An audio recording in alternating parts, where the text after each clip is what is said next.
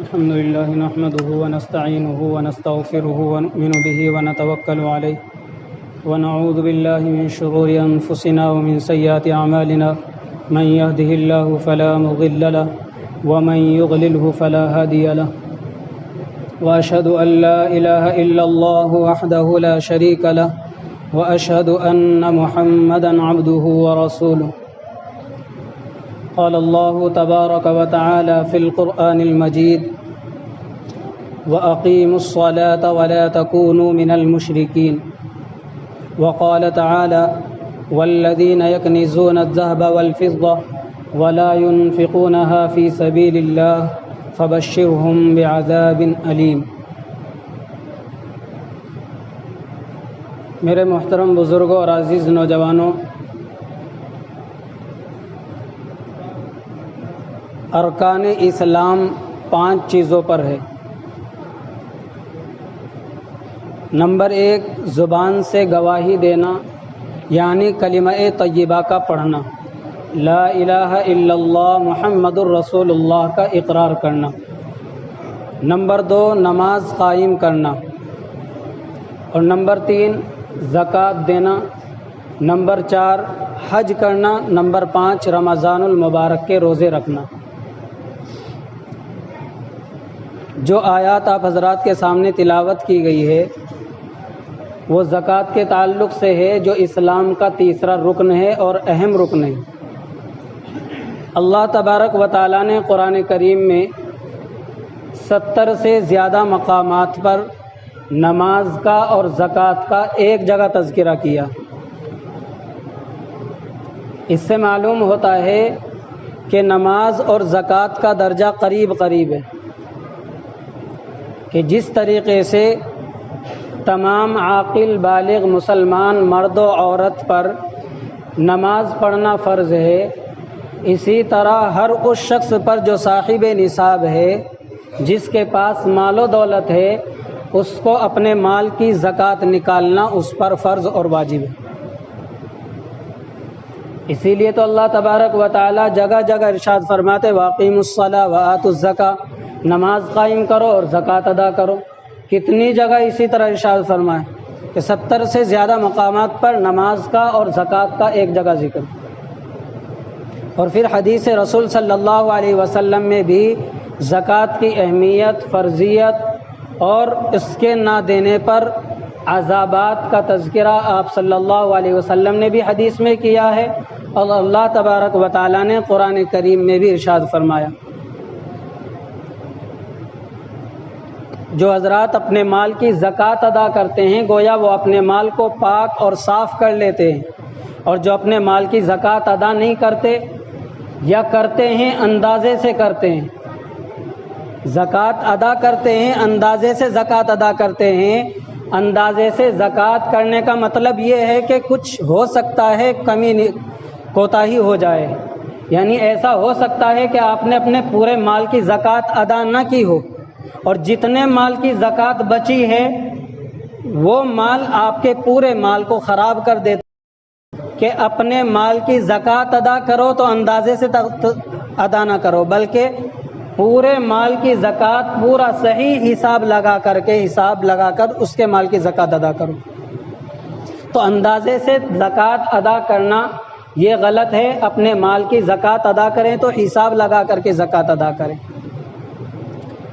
اللہ تبارک و تعالیٰ نے قرآن کریم میں ارشاد فرمایا ہے کہ جو شخص مالدار ہو، صاحب نصاب ہو، اور پھر بھی اپنے مال کی زکوٰۃ ادا نہ کرتا ہو، یعنی سونے اور چاندی کو، روپے پیسے کو، مال و دولت کو، مال تجارت کو جمع کر کے رکھتا ہو، اللہ کے راستے میں، فقراء میں، یتیموں میں، مسکینوں میں اس کو خرچ نہ کرتا ہو، تو اس کو اللہ تبارک و تعالیٰ نے فرمایا فَبَشِّرْهُمْ بِعَذَابٍ أَلِيمٍ کہ اے نبی ان ایسے لوگوں کو دردناک عذاب کی، سخت عذاب کی خبر سنا دیجیے۔ یوم یحمى علیہا فی نار جہنم کہ جو شخص اپنے مال کو دبا کر رکھتا ہے، زکوٰۃ ادا نہیں کرتا ہے، تو اس کو یاد کرنا چاہیے اس دن کو کہ جس دن ان کے مال کو جہنم کی آگ میں تپایا جائے گا۔ فتقوا بها جباههم وجنوبهم وظهورهم، پھر اس مال کے ذریعے سے جس کو تپایا ہے اللہ نے جہنم کی آگ میں، اس کے ذریعے سے ان کے چہرے کو، ان کی پیٹھ کو، ان کے پہلوؤں کو داغا جائے گا اور کہا جائے گا ھذا ما کنزتم، یہ ہے تمہارا مال، ھذا ما کنزتم، یہ ہے تمہارا مال جس کو تم جمع کر کے رکھتے تھے، اللہ کے راستے میں خرچ نہیں کرتے تھے، اس کی زکوٰۃ ادا نہیں کرتے تھے۔ فذوقوا ما کنتم تکنزون، اپنے اس جمع کیے ہوئے مال کا مزہ چکھو۔ تو اس لیے مسلمانوں کو جو صاحب نصاب ہے، صاحب ثروت ہے، جو مالدار ہے، جن کے پاس سونا چاندی روپیہ پیسہ مال تجارت ہے، اس حساب سے کہ وہ نصاب کو پہنچ چکا ہو اور اس پر سال گزر گیا ہو، تو اس کے لیے ضروری ہے کہ اپنے مال کی زکوٰۃ ادا کرے۔ عام طور پر 6 طرح کے اموال ایسے ہیں جن پر زکوٰۃ فرض ہوتی ہے۔ نمبر 1 سونا،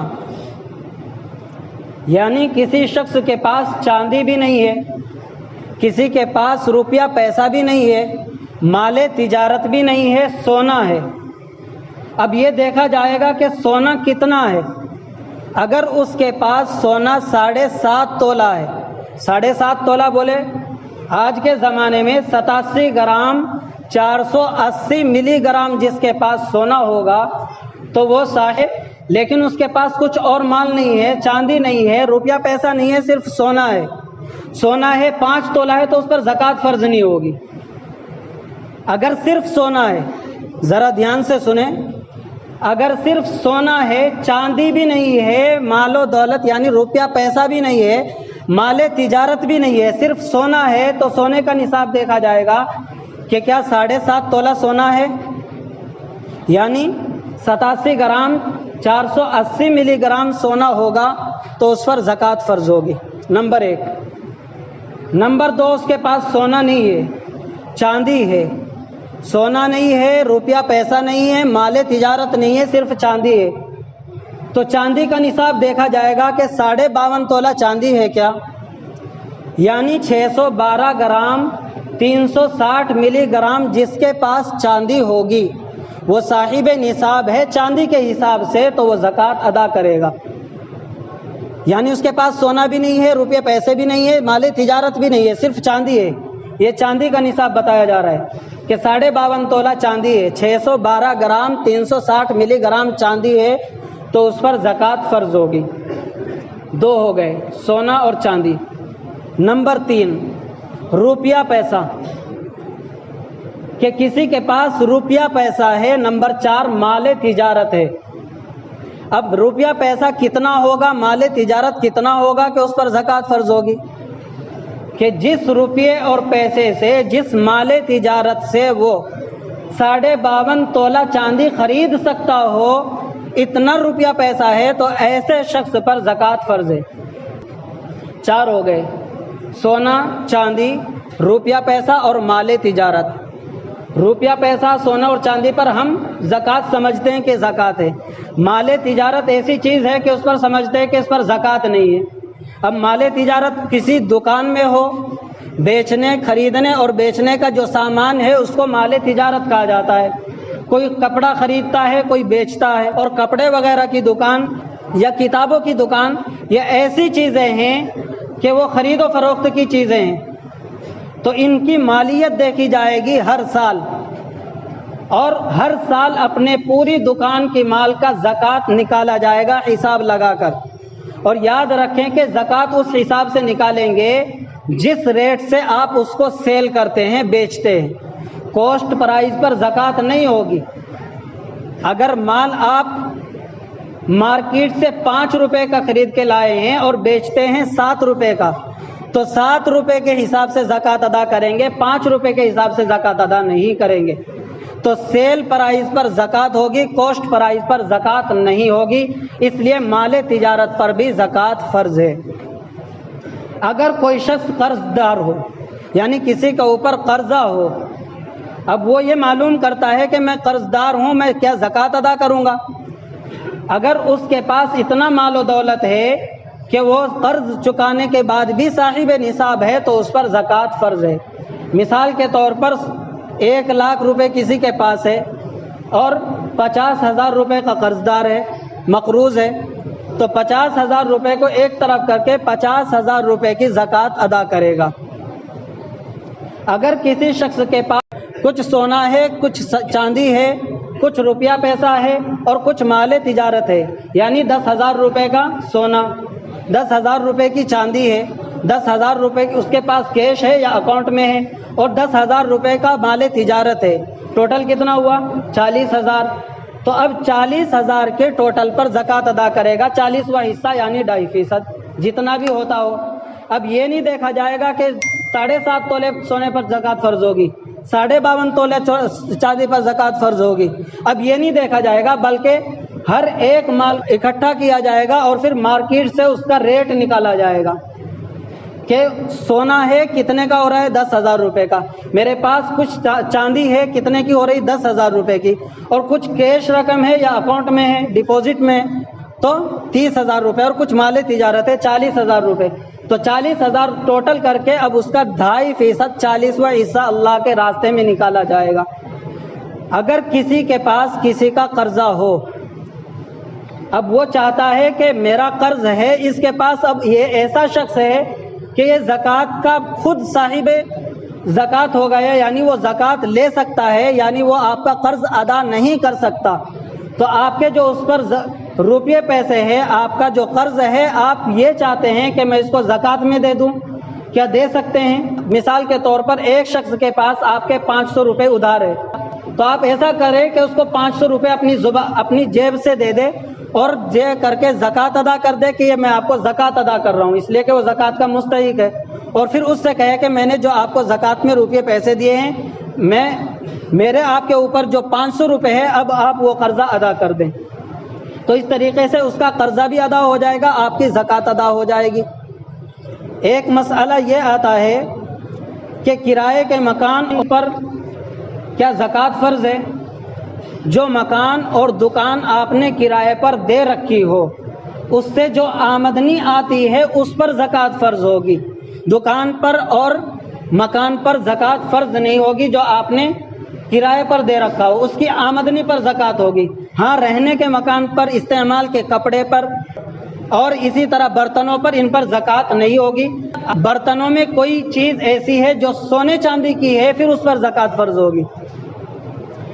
ایسی زمین جو آپ نے خریدی ہے اس نیت سے کہ میں اس زمین کو بیچوں گا، یعنی آپ پلاٹنگ کرتے ہیں، پلاٹ خریدا ہے اس نیت سے کہ میں اس کو بیچوں گا، تو اس پر زکوٰۃ فرض ہوگی، اور اس پر بھی زکوٰۃ فرض ہوگی جو آج کا ریٹ ہے، جس ریٹ سے آپ نے زمین خریدی تھی بیچنے کی نیت سے، اس پر زکوٰۃ فرض نہیں ہوگی، بلکہ آج کی موجودہ رقم، یہ پلاٹ، یہ زمین کتنے کی ہے، اس پر زکوٰۃ فرض ہوگی۔